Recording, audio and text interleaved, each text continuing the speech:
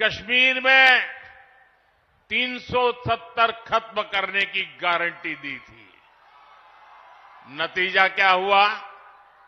मैं बिहार और मगध की धरती को प्रणाम करता हूं। मगध की इस महान धरती में चंद्रगुप्त मौर्य का शौर्य है, आचार्य चाणक्य की बौद्धिक क्षमता है और इसमें देश को दिशा देने का अद्भुत सामर्थ्य है। ये क्षेत्र बिहार के पहले मुख्यमंत्री, बिहार केसरी श्री कृष्ण बाबू की जन्मभूमि भी है। नवादा लोकनायक जयप्रकाश नारायण जी की भी कर्मभूमि है। मैं इन सभी महान विभूतियों को आदरपूर्वक नमन करता हूं। साथियों, नवादा ने हमेशा भाजपा को, एनडीए को अपना भरपूर प्यार और भरपूर आशीर्वाद दिया है और मैं देख रहा हूं आज भी आपका ये उत्साह, ये प्यार, ये साफ साफ बता रहा है कि नवादा के साथ साथ पूरे बिहार में एनडीए का परचम लहराने जा रहा है।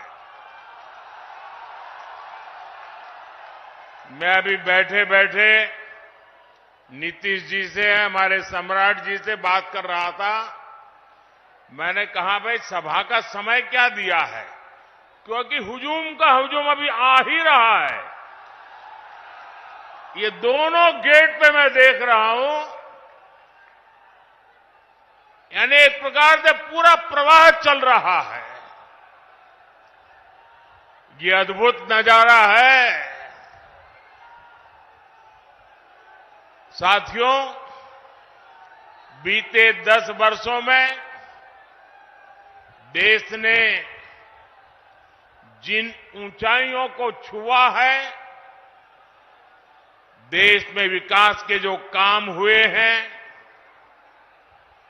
एनडीए को मिल रहे विशाल जन समर्थन में उसकी झलक दिख रही है। साथियों, आपको याद होगा, लाल किले से मैंने कहा था, यही समय है, सही समय है। भारत के इतिहास में कई शताब्दियों के इंतजार के बाद ये समय आया है। ये वो समय है जब हम मिलकर काम करें तो भारत विकसित हो सकता है। भारत अपनी गरीबी दूर कर सकता है। हमें इस मौके को गंवाना नहीं है और इसलिए 24 का ये चुनाव बहुत अहम हो गया है।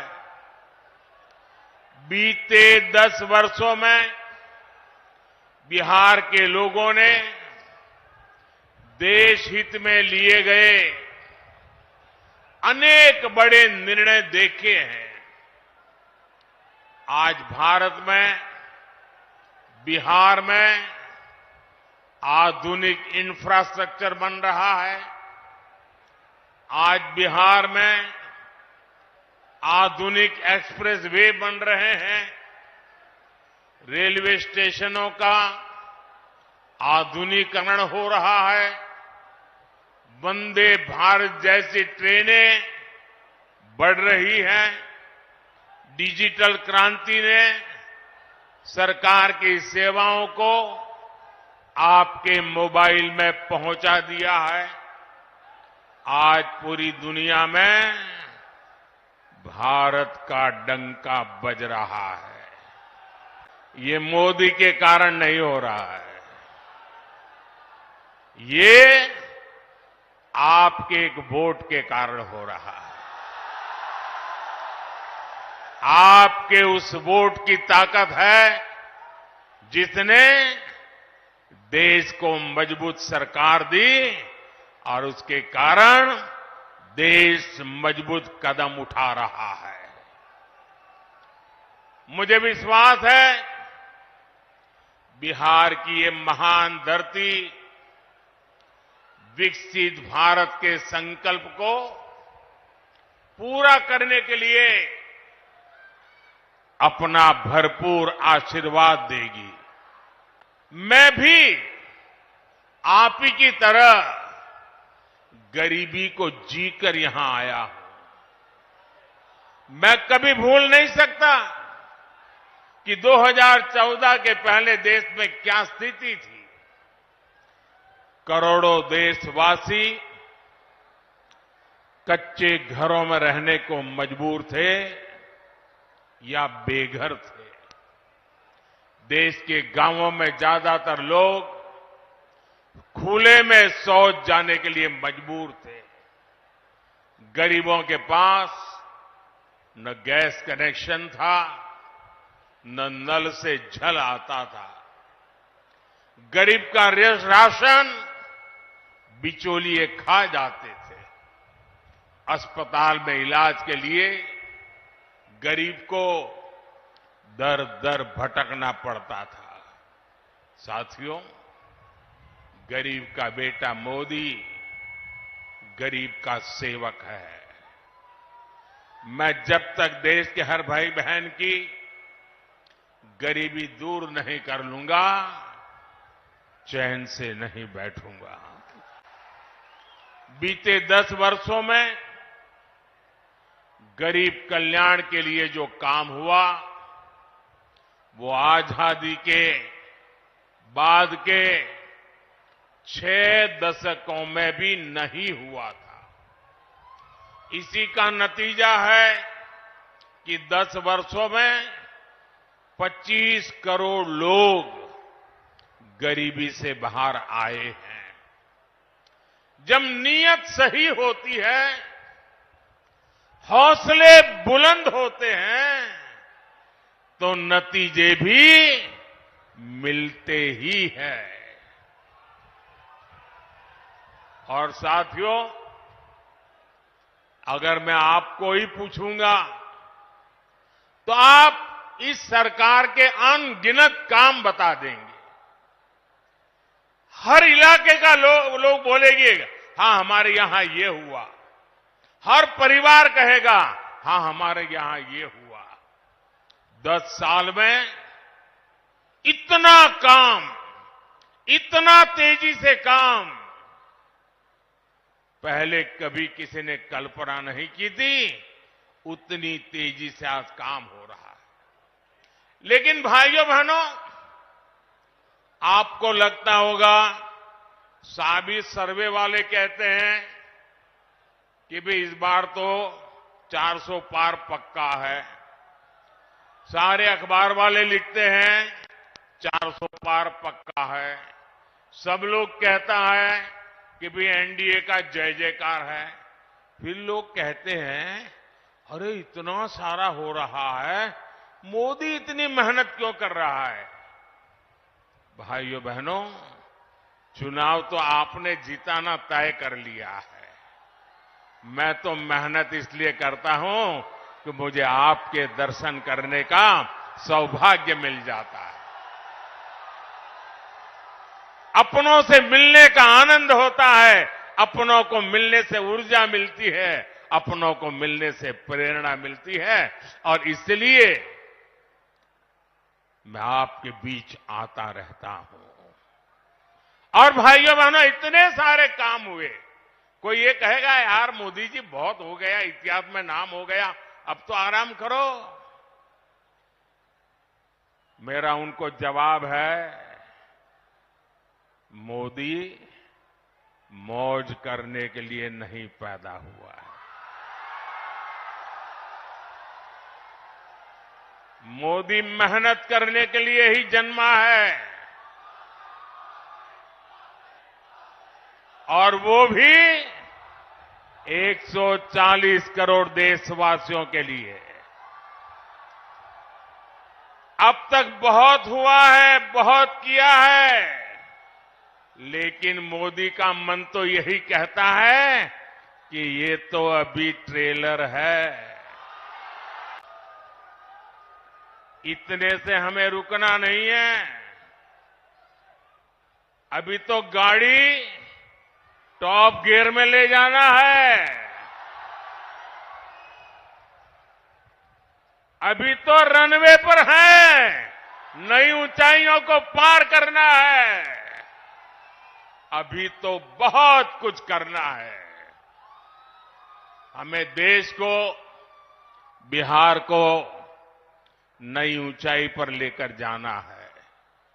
साथियों, बिहार और नवादा के हमारी माताओं बहनों को लंबे समय तक जंगल राज के अंधेरे में अपना जीवन गुजारना पड़ा है। बिहार में एक वो भी समय था जब हमारी बहन बेटियों को सड़क पर निकलने से डर लगता था। नीतीश बाबू के प्रयासों से, हमारे सुशील मोदी जी के अथक प्रयासों से बिहार इस जंगल राज से बाहर निकला। अभी नीतीश जी विस्तार से बता रहे थे कि जंगल राज के समय शिक्षा की, स्वास्थ्य की, अन्य सुविधाओं की कैसी हालत थी। नीतीश जी के नेतृत्व में बिहार उन परिस्थितियों से बाहर निकला है। अब हर बहन के पास उसके इस भाई की मोदी की गारंटी भी है। आज 12 करोड़ घरों में बने इज्जतघर महिलाओं के सम्मान की गारंटी है। आज बिहार में करीब 1.25 करोड़ उज्ज्वला सिलेंडर धुएं से आजादी की गारंटी है। अकेले नवादा में ही 2 लाख से ज्यादा उज्ज्वला कनेक्शन है। बिहार के गरीबों को मिले 37 लाख पीएम आवास, महिलाओं की सुरक्षा और सुविधा की गारंटी है। बिहार के 8.5 करोड़ लोगों को मिल रहा मुफ्त राशन इस बात की गारंटी है कि किसी मां की संतान भूखे पेट नहीं सोएगी। इतना ही नहीं,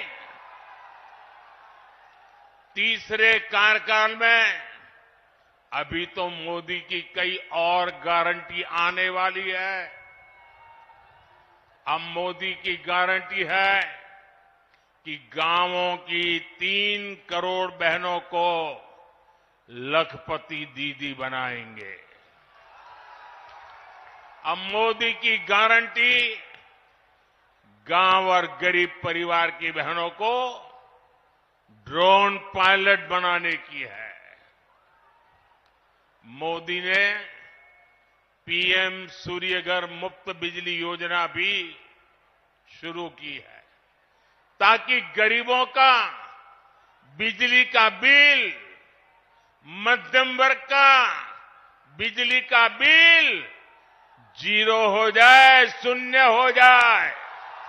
लेकिन साथियों, मोदी की ये गारंटियां कांग्रेस, आरजेडी वाले, इंडी गठबंधन वालों को परेशान कर रही है, उनको पसंद नहीं आ रही है। इंडी गठबंधन के एक बहुत बड़े नेता ने कहा कि मोदी जी आपको जो गारंटी देता है उस पर बैन लगना चाहिए। अरे इतने डर गए हो क्या? अरे मोदी की गारंटी से घबरा रहे हो क्या? ये लोग कहते हैं और कानून को जानकर कह रहे हैं कि मोदी का गारंटी देना ही गैर कानूनी है। मेरे देशवासी, आप ही देश के मालिक हैं। आप मुझे बताइए, क्या मोदी गैर कानूनी काम कर रहा है? क्या गारंटी देना गैर कानूनी है? क्या मैं मेरे देशवासियों को मेहनत करने की गारंटी देता हूं तो क्या मैं गुनाह करता हूं? मैं मेरे देशवासियों को यह कहूं कि मैं 24 घंटे काम करूंगा तो क्या यह गुनाह है? मोदी गारंटी देता है, उसको भी उन्होंने गुनाह बना दिया। अरे भाई, मोदी गारंटी इसलिए देता है क्योंकि उसके पास गारंटी पूरी करने का मादा है। मोदी गारंटी इसलिए देता है कि मोदी की नीयत साफ है। मोदी इसलिए गारंटी देता है क्योंकि वो गारंटी पूरी करने के लिए जी तोड़ मेहनत करता है। अहंकार में डूबे इंडी गठबंधन वालों को, खुद को देश का परमानेंट शासक समझने वाले इंडी गठबंधन वालों को ये समझ नहीं आएगा। साथियों, चुनाव में झूठ बोलना, झूठ बोलकर वोट लेना इंडी गठबंधन वालों की पहचान यही है। इसलिए ये मोदी की गारंटी उसे भी रोकना चाहते हैं। ये भूल रहे हैं कि मोदी की गारंटी यानी गारंटी पूरा होने की गारंटी।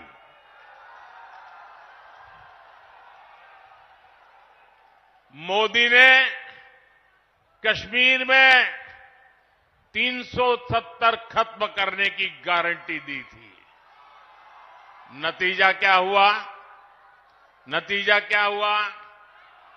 370 गई कि नहीं गई? गई कि नहीं गई?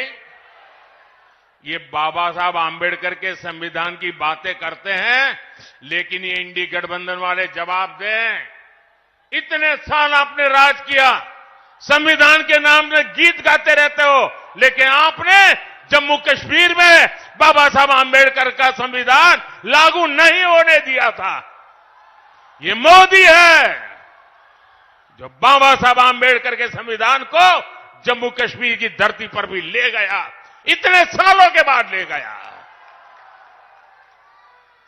और आप कमाल देखिए, कांग्रेस के राष्ट्रीय अध्यक्ष, छोटा पद नहीं है, उन्होंने अभी भाषण किया। उन्होंने ये कहा, और वो कहीं शायद राजस्थान में बोल रहे थे, उन्होंने कहा कि भाई यह राजस्थान में आकर के 370 का क्या लेना देना, मोदी यहां आकर के 370 की बात क्यों करता है। ये सुनकर के मुझे बहुत शर्म आई। दोस्तों, क्या जम्मू कश्मीर हमारा है कि नहीं है? जम्मू कश्मीर हमारा है कि नहीं है? कांग्रेस समझ ले, सुन ले, इसी कश्मीर की रक्षा के लिए मेरे बिहार के अनेक नौजवानों ने मातृभूमि के लिए सबसे बड़ा बलिदान दिया है। कितने ही वीर जवान तिरंगे में लपट करके लौटे हैं कश्मीर को बचाने के लिए। आप ये कहते हो राजस्थान की धरती पर भी इतने ही वीर परिवार है जिनके बेटे मातृभूमि में कश्मीर की रक्षा करने के लिए शहीद होकर के लौटे हैं। आप ये कह रहे हैं कि हिंदुस्तान के उस कोने को क्या लेना देना, उस कोने को क्या लेना देना?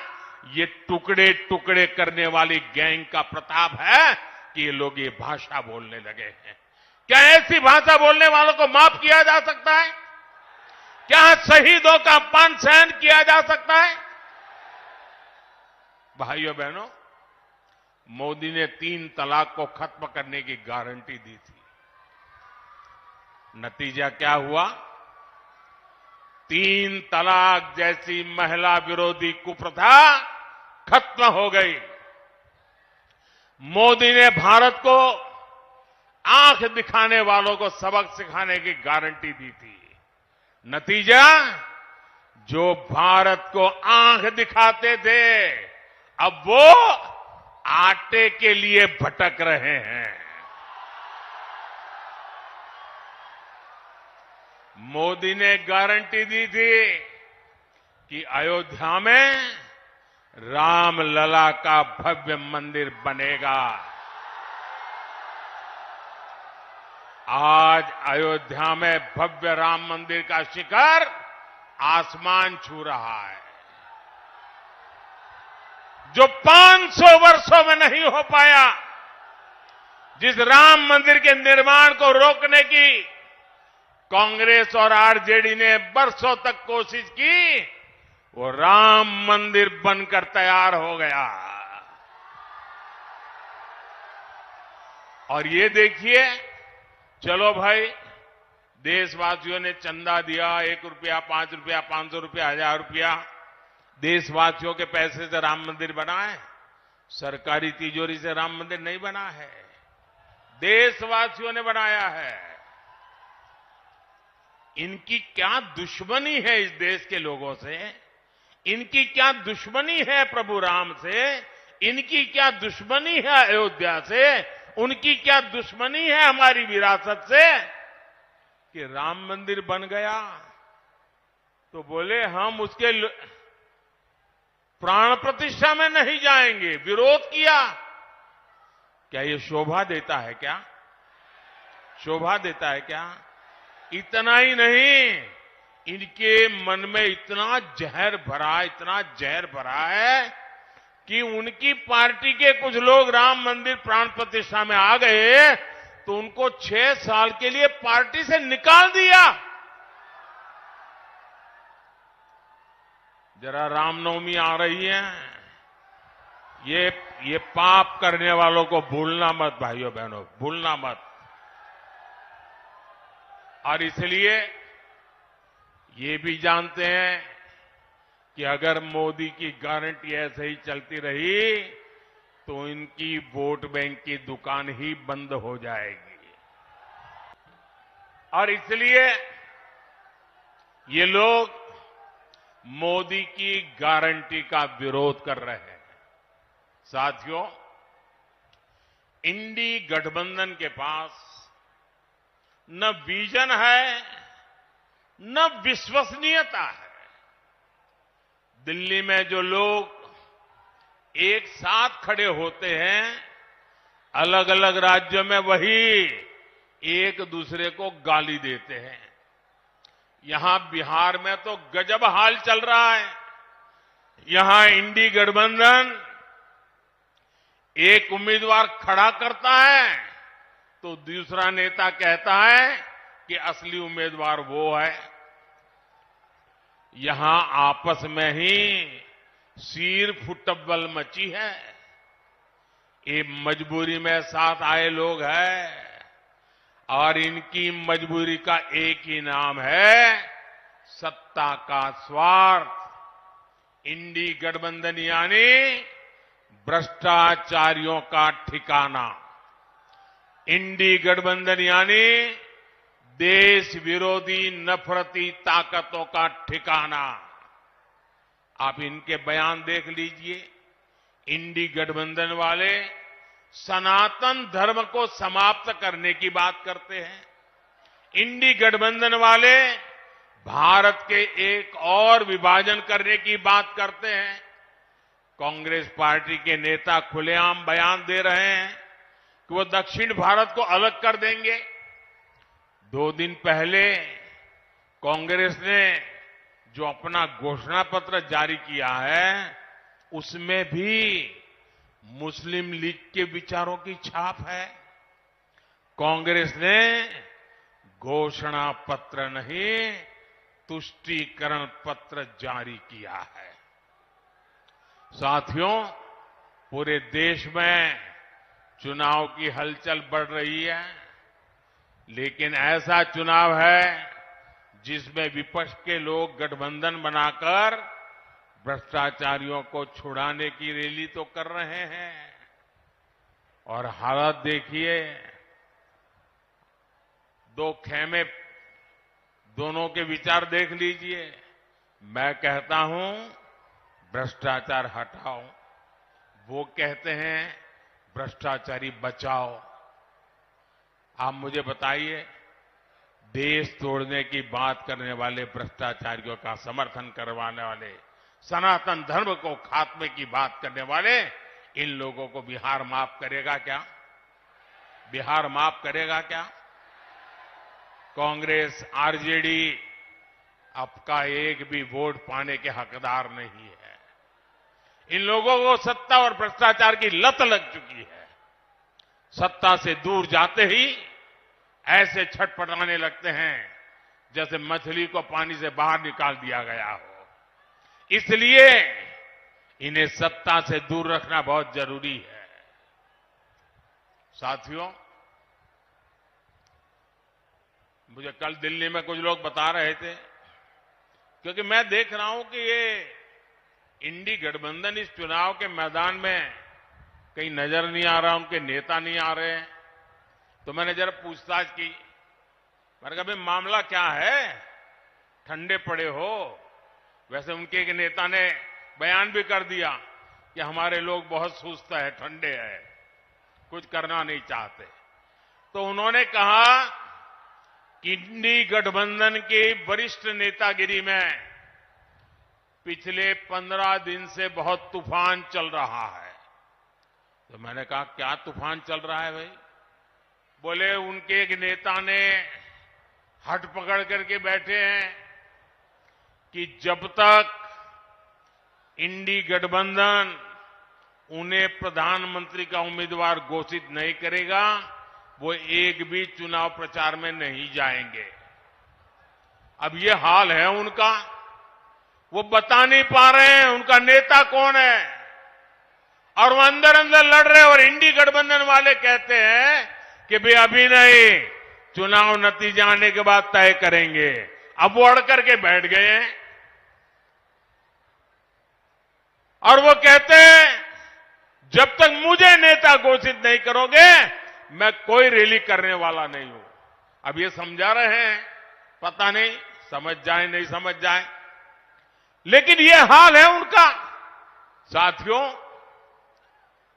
मैंने हमेशा कहा है 140 करोड़ देशवासी मेरा परिवार है,